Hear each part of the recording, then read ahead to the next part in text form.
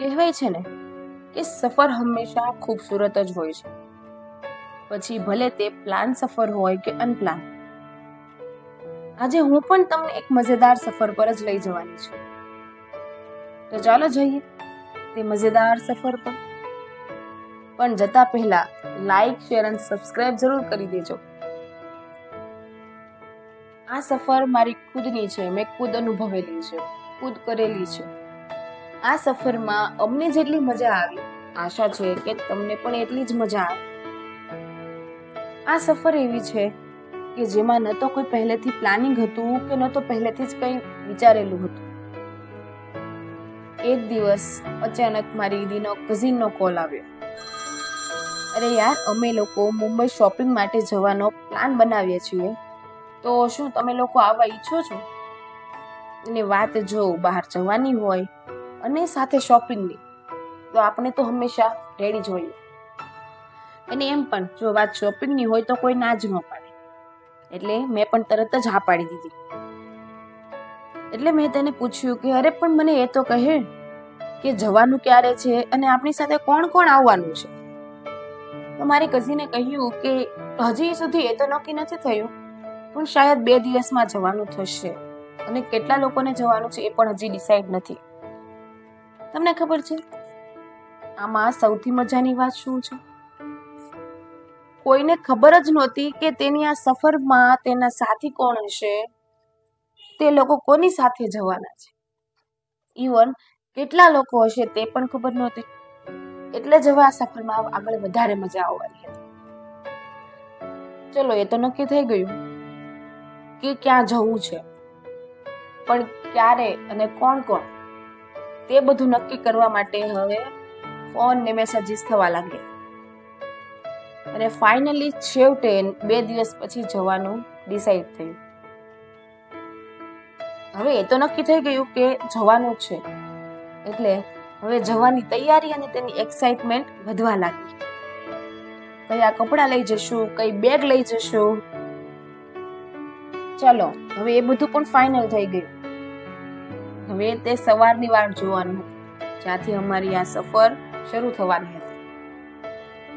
કેમ કે અમને ત્યારે જ ખબર પડવાની હતી કે આ અનપ્લાન સફરમાં અમારી સાથે ચાલનાર કોણ છે.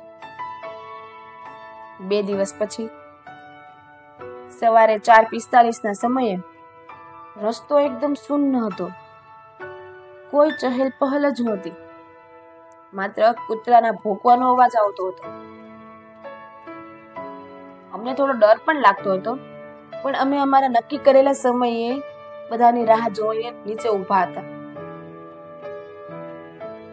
ત્યાં જ અચાનક 2 ગાડી આવી અને અમારી બાજુમાં ઊભી રહી. એટલે અમે બંને થોડા ગભરાઈ ગયા, પણ જ્યારે અમને ખબર પડી કે આ લોકો તો અમારી જ ટીમ છે, ત્યારે થોડી શાંતિ થઈ. એટલે અમે પછી તે ગાડીમાં બેસી ગયા. પણ ત્યારે અમને ખબર પડી કે અમારા માના અડધા લોકોની ટિકિટ જ કન્ફર્મ છે, અડધાની તો હજી કન્ફર્મ જ નથી. અને ફાઇનલી અહીંયાથી શરૂ થઈ અમારી આ અનપ્લાન સફર.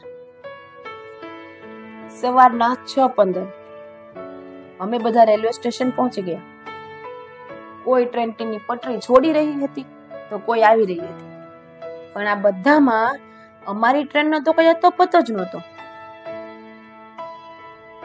ત્યાં જ ટ્રેનનો અવાજ સંભળાયો અને અમે બધા દોડીને જવા લાગ્યા. પણ જ્યાં ટ્રેન હોય અને ત્યાં DDLJ જેવો કોઈ સીન ના બને, એવું થઈ શકે નહીં ને? બિલકુલ, અમારી સાથે પણ એવું જ થયું.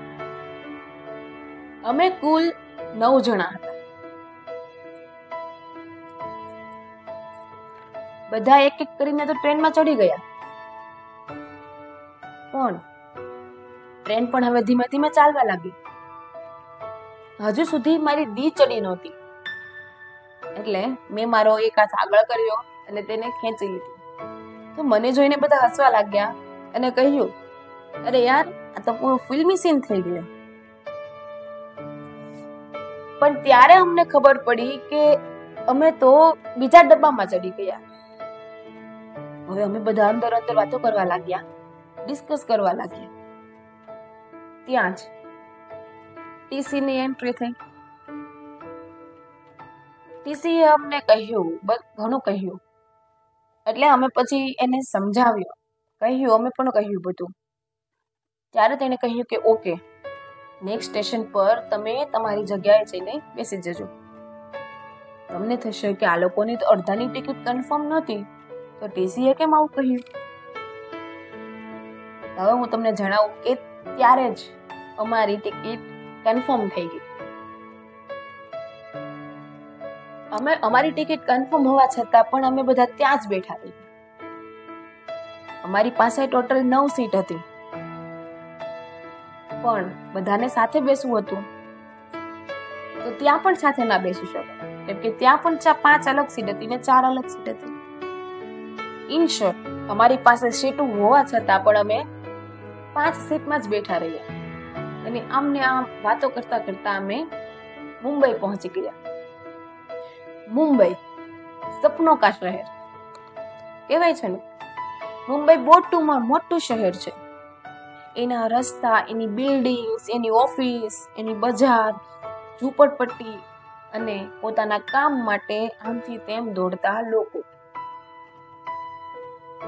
અમે બધા ટ્રેનમાંથી ઉતર્યા ત્યારે ન તો અમારે કઈ રહેવાનું ઠેકાણું હતું કે ન તો કોઈ ખાવા પીવાનું. અમે બધા એ જ વિચારતા હતા. ત્યાં જ અમારા ગ્રુપમાંથી એકના પપ્પાનો કોલ આવ્યો અને અમે બધા ખુશ થઈ ગયા, કેમ કે અજાણતા જ અમારું રહેવાનું તો થઈ જ ગયું. હવે રહેવાનું થઈ ગયું એટલે એનું તો ટેન્શન પૂરું થઈ ગયું, પણ હવે ખાવાનું ગોતવાનું હતું. અને મુંબઈ આવ્યા હોય અને ત્યાંના ફેમસ વડાપાવ ન ખાય એવું બની શકે નહીં ને. એટલે નાસ્તો કરીને અમે લોકો રૂમ પર જવા નીકળ્યા. રૂમ પર પહોંચીને અમે ફ્રેશ થઈને ફેશન સ્ટ્રીટ શોપિંગ માટે નીકળ્યા. ત્યાં અમે લોકો શોપિંગ કરવા માટે ગયા. 3 કલાક ક્યાં નીકળી ગયા અમને ખબર જ ના પડી. સાંજ ક્યારે પડી એ પણ ખબર ના પડી. એટલે હવે અમે લોકોએ મરીન ડ્રાઈવ જવાનું નક્કી કર્યું. રાતના 11:30 અમે મરીન ડ્રાઈવ જવા માટે નીકળ્યા. ત્યારે અમે થોડા લોકોને ત્યાં નશામાં જોયું ને બધાને થોડી ગભરામણ થઈ, ડર લાગ્યો, કેમ કે ત્યાં અમારા સિવાય બીજું કોઈ નહોતું. હવે જેમ તેમ કરીને અમે લોકો મરીન ડ્રાઈવ પહોંચ્યા. ત્યાંની ઠંડી હવામાં અમને થોડી શાંતિ મળી. બધા એકબીજા સાથે વાતો કરવા લાગ્યા, એકબીજાને જાણવા લાગ્યા, કેમ કે હજુ સુધી બધા એકબીજાને સારી રીતે ઓળખતા પણ નહોતા. કરીબ રાતના 12:30 અમે લોકો રૂમ પર જવા માટે નીકળ્યા. અમે 3 ટેક્સીઓ કરી, પણ ત્યારે અમને અચાનક યાદ આવ્યું કે યાર અમને એડ્રેસની તો ખબર જ નથી, એડ્રેસ જ યાદ નથી. તો બધા ટેન્શનમાં આવી ગયા. ત્યારે ગ્રુપમાંથી એકે કહ્યું કે રિલેક્સ યાર, ત્યાંથી નીકળતી વખતે મેં ફોટો પાડી લીધો હતો. ચલો ફાઇનલી અમારી પાસે હવે એડ્રેસ તો હતું, પણ પાછું ટેન્શન, અમને રસ્તો જ નહોતી ખબર. હવે તમે કહેશો કે રસ્તો તો તમે ટેક્સી વાળાને એડ્રેસ આપો તો પણ તે કહે, પણ નહીં, અમે તે પણ ટ્રાય કર્યું. અમે રસ્તો કહ્યો તેમને, પણ તેણે પણ અમને કઈ જવાબ જ ના આપ્યો. એટલે અમે લોકેશન નાખ્યું અને અમે ગૂગલ મેપ પાસે પહોંચી ગયા, પણ તેમાં પણ કંઈક અલગ જ રસ્તો દેખાય. કેમ કરીને અમે હવે રૂમે પહોંચ્યા, પણ હજુ અમારી એક જ ટેક્સી આવી હતી. એટલે અમે તે લોકોને લાઈવ લોકેશન સેન્ડ કર્યું, કેમ કે તે લોકો અડધા કલાકથી એક જ રસ્તા પર ઘૂમી રહ્યા હતા. જ્યારે બધી ટેક્સી આવી ગઈ ત્યારે બધાને શાંતિ થઈ, કેમ કે તે અંકલે કહ્યું હતું કે 10 વાગ્યા પહેલા રૂમે પહોંચી જજો. અને શાયદ આજે કિસ્મત પણ અમારી સાથે હતી, એટલે અમે બધા આજે સેફ હતા. અમે જ્યારે રૂમ પર પહોંચ્યા ત્યારે રાતનો 1 વાગ્યો હતો અને આટલી બધી ભાગદોડમાં શાયદ અમને બધાને ભૂખ પણ બહુ લાગી હતી. એટલે બધાએ મેગી બનાવીને કામ ચલાવવાનું નક્કી કર્યું. તે મેગી અમે ત્યારે જ્યાંથી નીકળ્યા હતા ને ત્યારે લીધી હતી. મેગી ખાઈને બધાએ થોડું ડાન્સ કર્યો, થોડુંક બધાએ વાતો કરી, થોડુંક નાઇટ આઉટ જેવું ચીલ કર્યું અને પછી બધા સૂઈ ગયા. આગલી સવારે બધા તૈયાર થઈને જુહુ બીચ જવા માટે નીકળ્યા. જુહુ બીચ જઈને બધાએ નાસ્તો કર્યો, પછી પાણીમાં રમવા લાગ્યા. કોઈએ ફોટા પાડ્યા, કોઈએ રીલ્સ બનાવી, કોઈ ગેમ્સ રમવા લાગ્યું, કોઈ માટીમાં પોતાનું નામ લખતું હતું તો કોઈ પાણીમાં ખુલ્લા પગે ચાલતું. ઇન શોર્ટ બધાએ મળીને બહુ મસ્તી કરી. હવે અમારે નીકળવાનું હતું એટલે અમે ઓટો લેવાનું નક્કી કર્યું. પણ ક્યાં જવું તે જ નક્કી નહોતું, કેમ કે અમે હવે ખાલી એક જ જગ્યાએ જઈ શકીએ એમ હતા. કેમ કે અમારી સાંજના 5ની રિટર્નની ટ્રેન હતી અને પાછું અમારે અમારો સામાન પણ લેવા જવાનું હતું. અમે નક્કી કર્યું કે પાર્લે જઈશું. પછી બધાએ કહ્યું કે નહીં આપણે બાંદ્રા જઈએ. એટલે 2 ઓટો બાંદ્રા જવા નીકળી ગયા. પણ પહેલા જે પાર્લેનું કહીને 1 ઓટો નીકળી હતી તેને પણ તો કહેવાનું હતું બાંદ્રાનું. હવે ધ્યાનથી સાંભળજો. એટલે અમે તેમને કોલ કર્યો પણ તે બંધ આવે. એટલે અમે બીજો ફોન ટ્રાય કર્યો, તે પણ બંધ. ત્રીજો ફોન ટ્રાય કર્યો, તે મારી પાસે હતો અને આમ અમારી તો તે લોકો જોડે કોઈ વાત જ ના થઈ અને અમે તો બધા બાંદ્રા પહોંચી ગયા. પણ હવે કરવું શું? તે ઓટો વિશે જાણવું કેમ? તે લોકોને કેમ જણાવવું? અમે બધા હજી એ જ વાતો કરી રહ્યા હતા અને થોડુંક ટેન્શન પણ વધી ગયું હતું. ત્યાં જ એક અનનોન નંબરમાંથી કોલ આવ્યો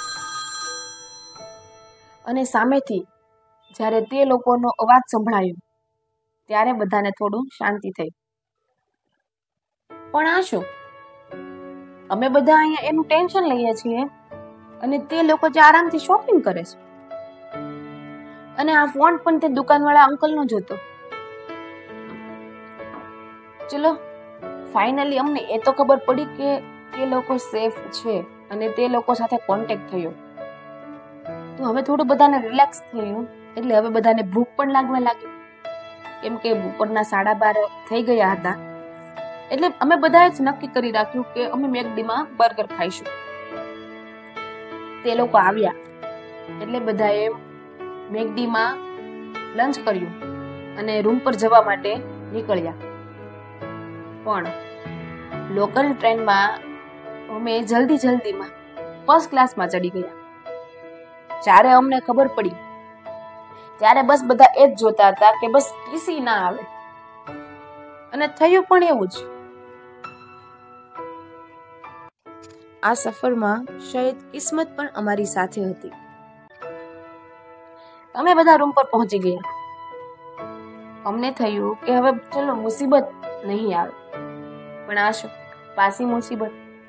અમે જરા રૂમ પર પહોંચ્યા તો અમે જોયું કે યાર આ ટોયલેટને કોણ તાળું લગાવે. પછી જ્યારે અમને તેના સાચા રીઝનની ખબર પડી ત્યારે બધા હસવા લાગ્યા. ત્યાં બાજુમાં એક આંટી બહુ સારા હતા. તેમણે અમને થોડું ગાઈડન્સ આપ્યું ત્યાંનું. પછી અમે લોકો સ્ટેશન જવા માટે નીકળી ગયા. અમે જ્યારે સ્ટેશન પહોંચ્યા ત્યારે ઓલરેડી અમારી ટ્રેન ત્યાં ઊભી જ હતી. એટલે બધા ત્યાં જઈને બેસી ગયા, પોતપોતાની જગ્યા ગોતી લીધી. જેવા અમે બેઠા તેવી અમારી નજર એક 10ની નોટ પર પડી, જેમાં કંઈક લખેલું હતું. અને તે એવું લખેલું હતું કે એ 10ની નોટ આપણે આપણી પાસે રાખી પણ ના શકીએ. અત્યારે તો એક્ઝેક્ટલી મને તો યાદ નથી શું હતું લખેલું, પણ એવું લખેલું હતું કે અમે જઈને ફટાફટ તે નોટ એક્સચેન્જ કરી આવ્યા. કેમ કે એ નોટ અમને ક્યાંથી ચોકલેટ લીધી હતી તેમણે આપી હતી. હવે લાસ્ટમાં જ્યારે અમે મુંબઈ છોડતા હતા તે પહેલા તેની મીઠી યાદ રૂપે અમે બધાએ આઈસ્ક્રીમની મોજ કરી. પછી રાતે સુરત બધાએ ભેગા થઈને ઢોસા ખાધા અને પછી બધા છૂટા પડ્યા. આ અમારી ખૂબસૂરત અનપ્લાન સફર હતી. જેમાં બધું પોતાની રીતે થતું રહ્યું અને અમે બધા તેમાં એન્જોય કરતા રહ્યા. તો કેવી લાગી તમને અમારી આ અનપ્લાન સફર?